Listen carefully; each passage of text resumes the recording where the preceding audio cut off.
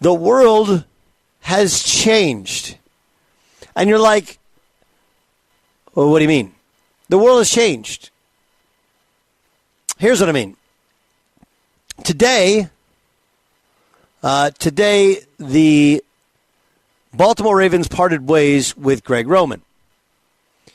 And the breadcrumbs are getting thicker from Lamar Jackson. What do I mean by that? Well, this is kind of interesting. There is one reporter who's covered him in college for people saying that Lamar Jackson can't play in a pro-style offense. He played a pro-style offense in college. Lamar Jackson quote tweeted that tweet saying exactly. And what happened today? John Harbaugh fired Greg Roman. Right. Now remember, over the last 2 years, Wink Martindale left the Ravens. Contract wasn't renewed. By the way, Wink Martindale is the defensive coordinator of the New York Giants. How's that working out for you? And now Greg Roman leaves the Ravens, and the Ravens search for a new coordinator. This feels like it's not like Lamar stuck the knife in Greg Roman's back. He didn't need to. Hey?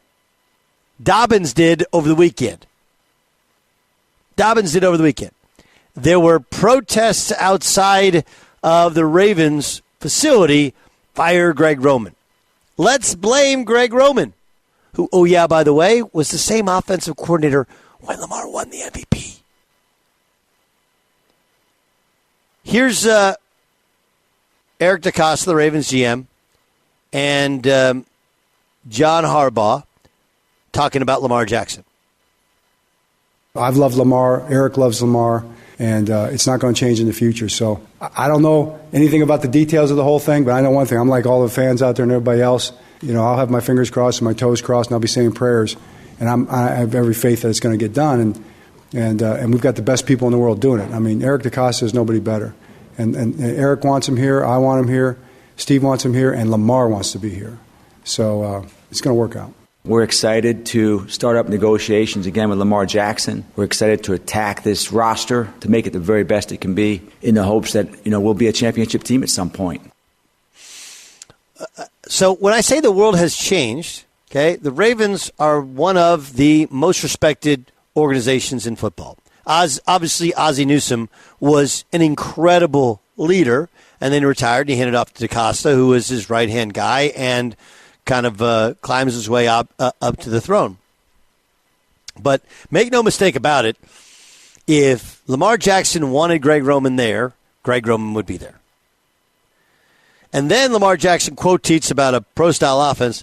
Pretty obvious he thinks he's ready for a more traditional offense than the one that they used. The crazy part about it is, I don't know who else believes that. There are some that cover the NFL that believe that.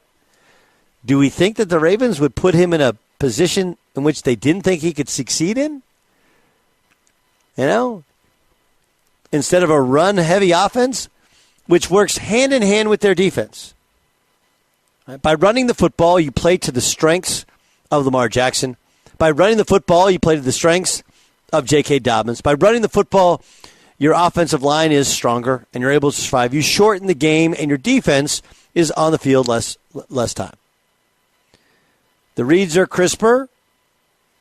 Lamar Jackson is not a great, or has not to this point proven himself to be a great traditional drop-back passer. He hasn't played a West Coast system either.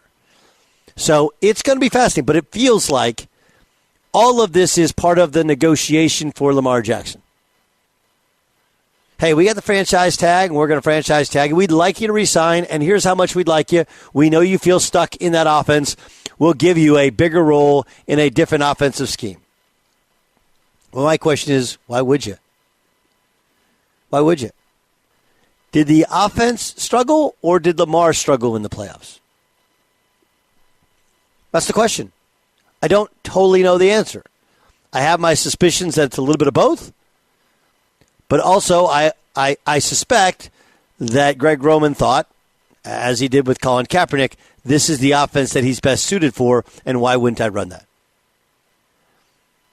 This, though, feels like a player-led decision, and a reaction. We just talked about Brandon Staley, firing his offensive coordinator. Remember last year, John Harbaugh fired his defensive coordinator. Now it's his offensive coordinator. And by the way, Wink Martindale has, in fact, turned the Giants' defense around, and they're a really good unit.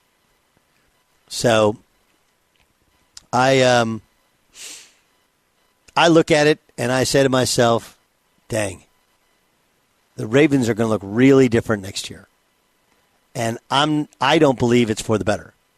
It's not just that it may not play to the strengths of Lamar Jackson. A new offensive coordinator, let's be honest, who would maybe be silly not to emphasize the running. But are you really going to take away the legs and make him into a true drop-back passer when Lamar Jackson is probably inarguably the best running quarterback of all time? I find that hard to believe. If you're going to throw it more, you got to develop more wide receivers. You got to change a lot of different things. A lot. But, for a team that struggling with injuries found a way to be in the playoffs and would have likely won in Cincinnati if not for their quarterback fumbling. And I'll grant you, the play call, I don't know if they called for him to go over the top. It wasn't a good one. But it did leave Lamar Jackson as the MVP. They had been in the playoffs every year. He had been healthy to be a starter. And I'm I'm not really surprised, but I do think that the world changing is that the Ravens acquiescing to the desires of players is a new one to me. What do you think there, Dan Beyer?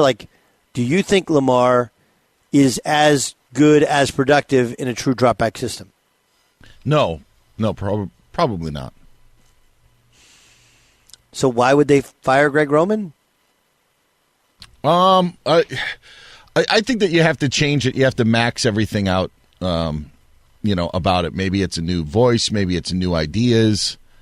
Maybe that's the way to do it. Plus, there's also the coordinator goes first, and then it's the head coach. But at times, you wouldn't think that John Harbaugh was on the hot seat, but actually John Harbaugh was on the hot seat when Joe Flacco was the quarterback and Lamar Jackson was on the bench, and Lamar Jackson saved John Harbaugh's job. But sure, now there's a little bit more to everything that's going on, and now maybe the seat's getting a little bit warmer for John Harbaugh and what they're doing in Baltimore. I wonder if the Ravens get a deal done. I just wonder if they can get a deal done. Because the franchise tag, even though it's a one-year guarantee, somehow becomes some sort of embarrassment to a star football player. I don't know. Yeah. So you want me to give you a 5-year guaranteed contract when you missed half of this season, you missed part of last season, and the likelihood of you being healthy throughout based upon the way you play, and maybe this is his argument, I don't need to play that way. That's great. Why would I have Lamar Jackson if I'm not going to run Lamar Jackson? He's that good a runner. Correct. 100%. Same thing with Cam Newton back in the day. Yeah. And also, there's, and I was proven wrong by this because my opinions changed. Remember when Dak broke his leg and we all saw it on national TV, and that was during contract time. Well, what happened with Dak? Nothing. His value was probably even more after the injury of when he came back. But Dak's a different quarterback. And now if you're the Ravens, I just don't know how you could offer the same deal, let alone something more to Lamar after what happened this past season. I would really struggle with that. Where did the value increase? I mean, we know that he's better than Tyler Huntley and Anthony Brown. That's obvious because he's the starter. But where was the value? And I always thought that value always increased with quarterbacks, no matter what. And I thought Dak's situation proved it. But here, I just don't know how you say, okay, we will up our offer to you after you bet on yourself, in essence, in 2022, and this is how it played out. I just don't. I don't know how you can do that. No, I don't either. Jay Stu, what do you think? What do you think happens with Lamar Jackson? Yeah, I think maybe the thing that we can't overlook is that last part of what John Harbaugh said. If you got the last part, Sam, what do you say? And Eric wants him here. I want him here. Steve wants him here, and Lamar wants to be here. So it's going to work out. The whole thing about him wanting to be there I don't know. That seems like a strange negotiating, I guess, thing to take in this situation, because everything on social media and Lamar Jackson literally choosing not to play in the playoffs indicates that maybe he would want a different team to play for. When John Harbaugh says that I know Lamar wants to be here, that's an interesting thing to say at this point in the negotiating. Well, I mean, it's almost like he's trying to manifest it into reality, and I mean, obviously, part of it is they're all taking up for Lamar. This is what happens. This is what happens when you're trying to kind of kiss up to a guy. And I don't know if that's what you say publicly doesn't matter, but they are trying to create the narrative. If you want to be there, we've offered you a contract. It's a healthy contract. I mean, this all comes down to one thing. It just comes down to money. You can say he's not happy with Greg Roman. We can say he's not happy with this, but with that. They've used a lot of draft capital to draft wide receivers and tight ends for him. People want to say, well, they haven't spent money on wide receivers. Like, okay, they have had 2 first-round draft picks and a second-round pick that have been wide receivers, and Mark Andrews is the highest paid, or now second highest paid tight end in the league. They spent a lot of money. Right? And, oh, yeah, by the way, part of the 5-year guarantee, when he hasn't been healthy the past 2 years, I don't know. And how this comes out, it paints me as I don't like Lamar. It's not true. Lamar's way better than we thought. He's a really good quarterback. When he's healthy, he's as dynamic a player as there is. To win, and I think this might be Lamar's point, is to win, generally you got to win from the pocket. You got to be able to throw the football, in the pros. And especially as, and he's only 25, but especially as you get, closer and closer to 30. That said, that would be emphasizing the thing he does poorly in comparison to how well he runs. Why would you do you know how hard it is to play 11-on-11 football as opposed to 10-on-11 football when a guy's a passer? You never take away his running when he's a drop-back passer, but there is a different timing to it, and you want to have designated runs. So it's something we all knew that would happen, but the timing of it happening and the talk of Lamar Jackson means Lamar wanted him out, and this is their way of saying, we really want Lamar, we want to do what you want to do, and we want to change our offense. I don't know why you would change an offense a guy won an MVP in. That would be my point.